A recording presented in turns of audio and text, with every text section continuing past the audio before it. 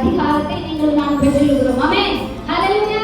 சாத்தான மிதிக்கிற அதிகாரம், அந்த அதிகாரம் இருக்குதானே நமக்கு தெரியறது. ஆமென். என்னன்னா நிறைய இடத்துல நம்ம சாத்தானுக்கு கீழ்ப்படிஞ்சு போயிடுறோம். ஆமென்.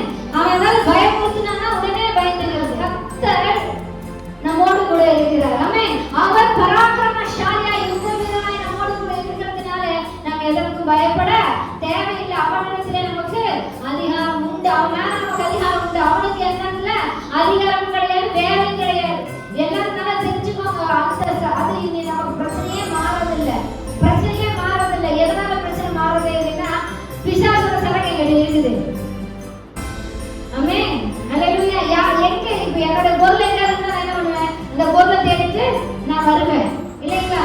அப்போ தேவனுடைய அன்பு, சமாதானம், சந்தோஷம், நீடிய பொறுமை, சாந்தம், தயவு, நற்குணம் இதெல்லாம் எங்க இருந்ததுன்னா தேவனை தேடி வருவார். ஆமென்.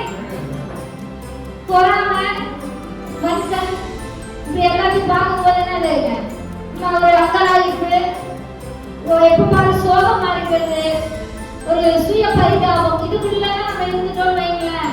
இதெல்லாம் யாரோட சரக்குங்க?